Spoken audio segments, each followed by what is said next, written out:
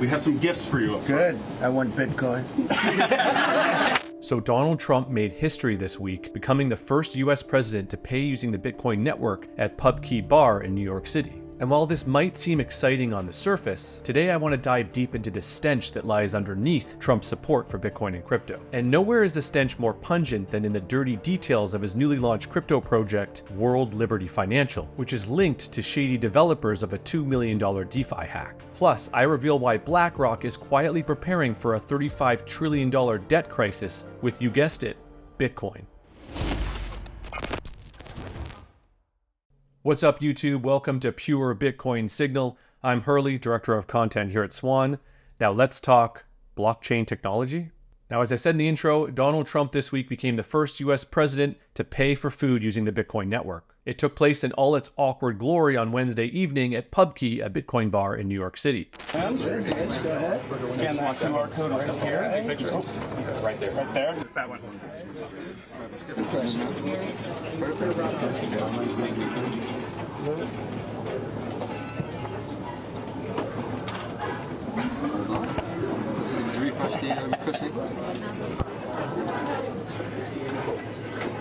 Slight technical difficulty.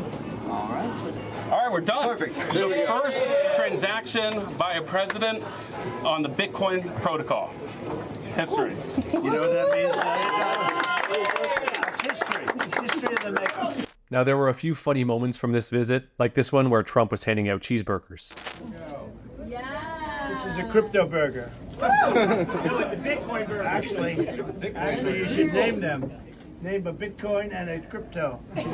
Someone find that man that yelled, "No, it's a Bitcoin burger." I want to shake his hand. Now, I don't want to take away from the historic nature of this. Of course, it is a big deal. Not only that a former US president and current candidate is supporting Bitcoin, but also that he has become the first president to actually use the network to pay for $1,000 worth of food and drinks. But I can't help but think that the launch of his new DeFi lending platform just a few days earlier soured the whole thing. As if launching his fourth NFT wasn't enough, the Trump team took to a live Twitter Spaces on Monday to announce the launch of World Liberty Financial, which of course includes its own new shiny crypto token. Because the one thing this world needs a lot more of is crypto tokens, am I right? Now, I'll admit, I didn't listen to the entire Twitter Spaces. I only lasted the first 2 minutes, that was all I could handle. But I've looked into the project and I gotta say it sounds mighty sketchy. The project itself is linked to shady developers of Dove Finance, another DeFi platform that was hacked for $2 million in July. It even seems to have used code directly lifted from the hacked platform. An earlier released version of the project white paper suggested that 70% of the WLFI token supply would be held aside for the team,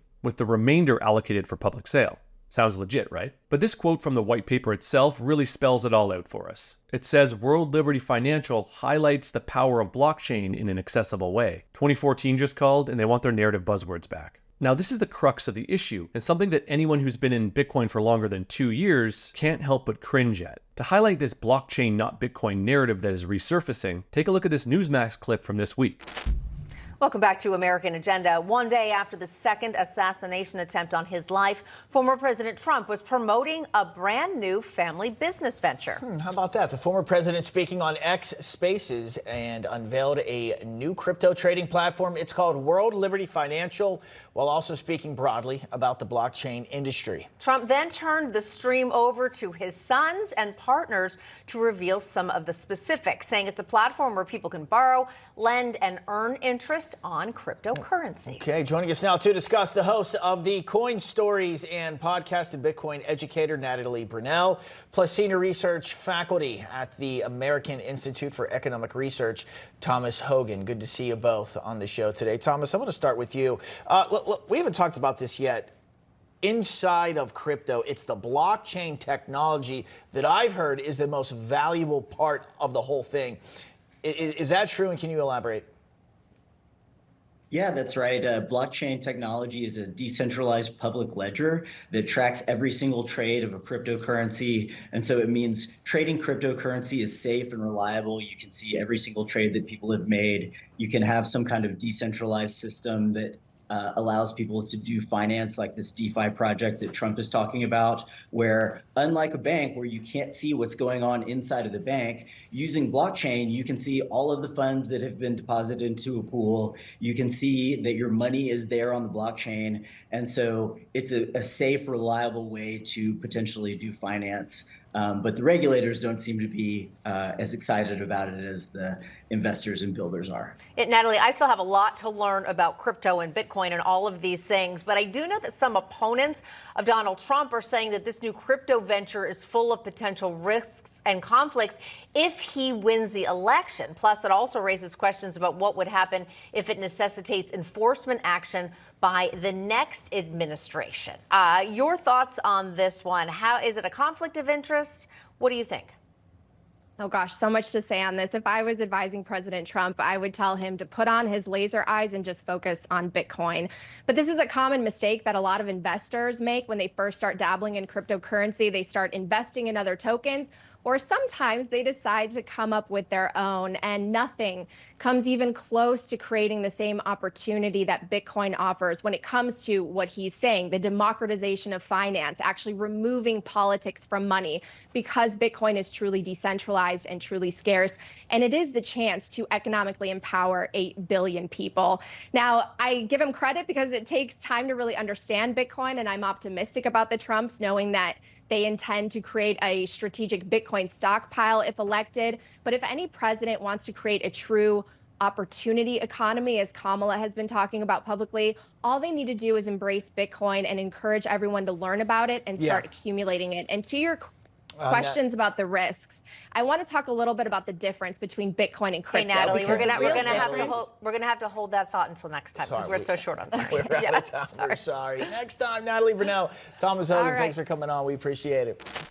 Oof. The first half of that clip is so hard to watch. And kudos to Natalie Brunell for doing a great job before being cut off. And let me do my best to pick up where Natalie left off. First off, blockchain is not the innovation. On its own, it's an incomplete technology. A blockchain is merely a slow and inefficient database. It has no value on its own unless combined with a decentralized network, a consensus mechanism like proof of work, and economic incentives. Bitcoin brought all these necessary components together, creating the world's first decentralized, trustless money. That's the problem that Bitcoin was created to solve. All these other crypto blockchains remain a solution in search of a problem. Saying you believe in blockchain, not Bitcoin, is like saying you believe in the wings of a plane but not the airplane itself. Blockchain only works in the context of Bitcoin because it's part of a broader, decentralized, trustless system that eliminates intermediaries. Outside of Bitcoin, it becomes little more than an expensive and slow database with none of the sound monetary properties that Bitcoin offers. So although the Trump team may have good intentions with this new DeFi platform, which seems is to take power away from the big banks and the financial elite, they haven't yet arrived at the solution that already exists and is staring them in the face.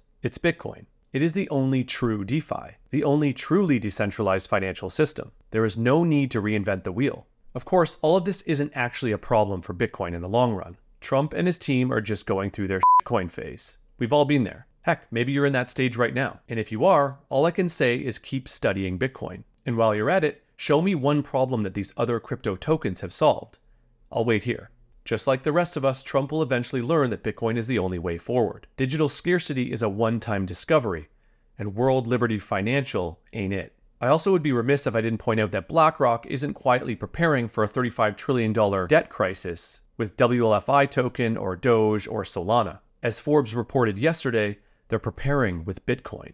And you can prepare yourself too by buying Bitcoin through a superior service like Swan. Visit swan.com or download the app at swan.com/app and start buying Bitcoin and withdrawing it to your own wallet within minutes. You even get your first $10,000 in Bitcoin purchases with zero fees. So visit swan.com to get started on your journey towards financial freedom. And let's end on a bullish note because, of course, the Fed just started cutting interest rates this week. And as we should all know by now, the Bitcoin price is heavily correlated with global liquidity. As Carl B. Menger tweets, Bitcoin has tracked global liquidity since 2014. Global M2 rises to a new all-time high, and this is just the beginning of the easing cycle. You don't have to be particularly smart to predict what Bitcoin will do next. And guess what? Global M2 money supply just hit another all-time high today. Act accordingly. That's it for this week. Let me know in the comments what you think of Trump's new DeFi lending platform. Like this video if you made it this far, and if you haven't already, subscribe to the channel for more pure Bitcoin signal. Have a great weekend, everyone. Stop scrolling, touch grass, love one another, and of course, save your time and energy in Bitcoin. Until next time, TikTok, next block.